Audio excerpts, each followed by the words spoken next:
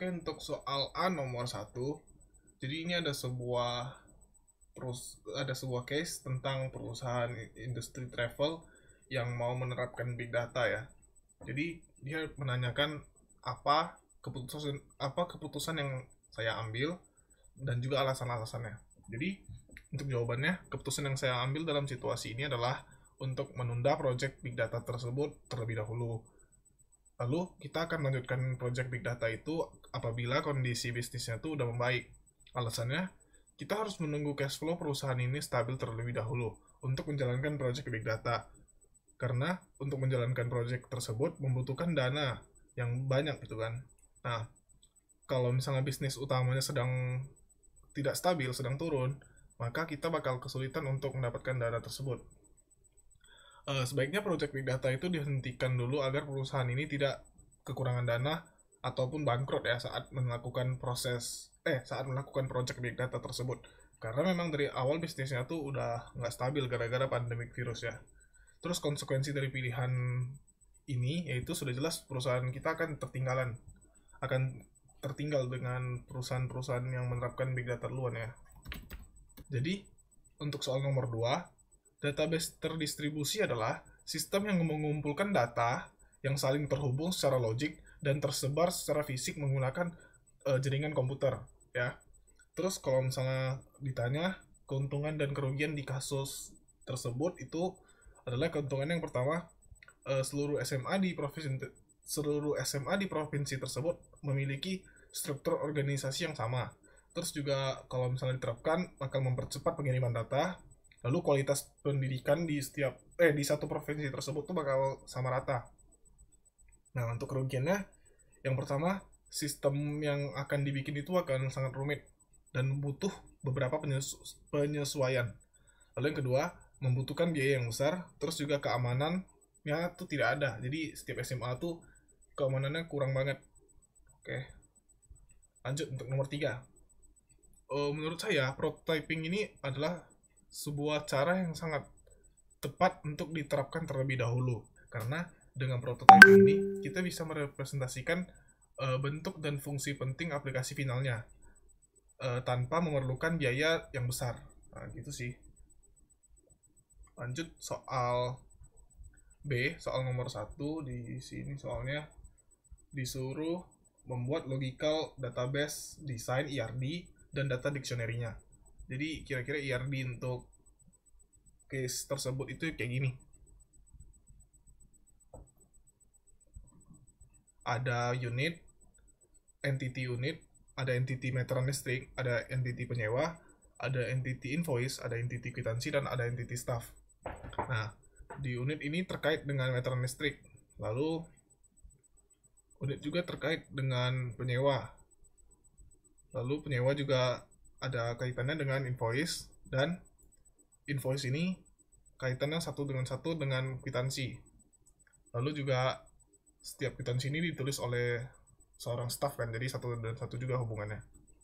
Di sini saya bikin hubungan dari penyewa dan invoice itu one to many gara-gara asumsinya adalah seorang penyewa yang sama itu bisa menyewa beberapa unit. Jadi dia pas ditagih invoice, dia dapat beberapa invoice gara-gara dia sewa lebih dari satu unit gitu kan. Jadi invoice-nya bisa lebih dari satu, makanya hubungannya one to many. Nah, sisanya ya gitu sih, unit one to one ke meteran listrik, penyewa one to many ke unit ya, itu alasannya sama ya, gara-gara orang penyewa tuh diasumsikan bisa menyewa lebih dari satu unit di mallnya ini.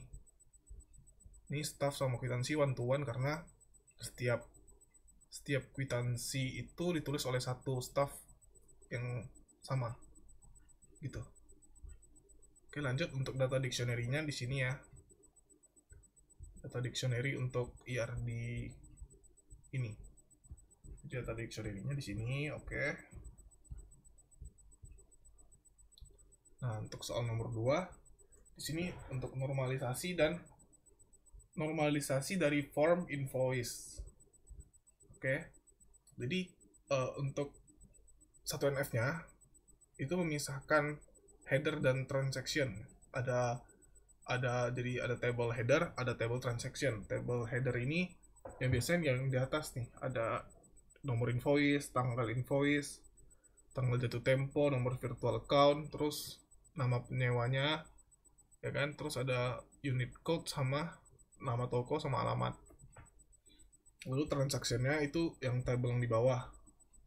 Di situ ada keterangan mengenai biaya sewanya berapa, terus service charge, ya, service charge itu biaya service sama PPN pajaknya, dan ada total untuk dari satu NF ini.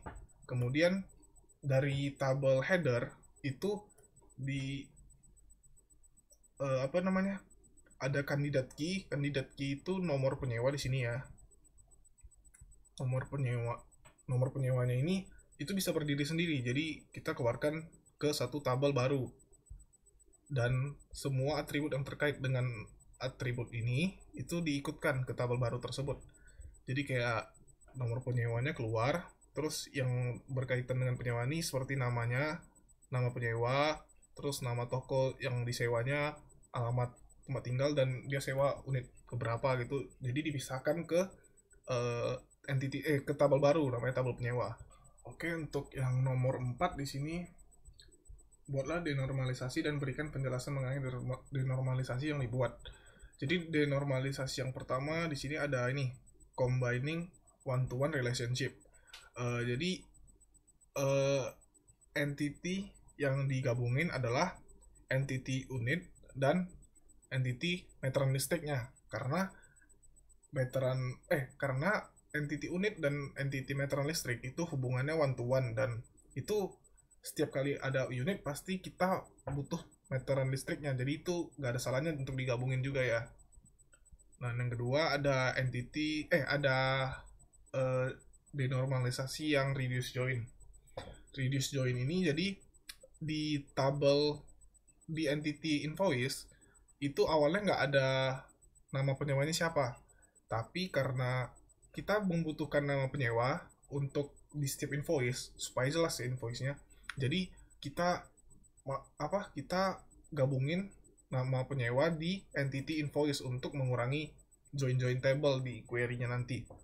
Oke, lalu ada yang namanya denormalisasi lookup table. Ini awalnya di entity penyewa, di sini ada namanya tipe penyewaan.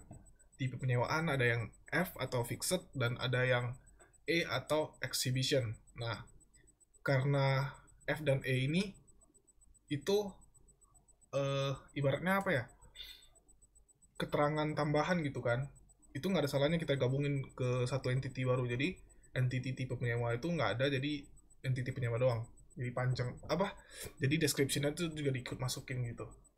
Oke, mungkin gitu aja sih untuk denormalisasi. Jadi untuk nomor 5-nya, ini adalah rancangan user interface untuk melakukan entry data. Jadi ada semacam form penyewaan, jadi mereka harus masukkan data-data di sini. Terus dan satu lagi ini adalah form untuk jenis-jenis tagihan yang dikenakan. Jadi kira-kira kayak gini aja sih untuk user interface-nya.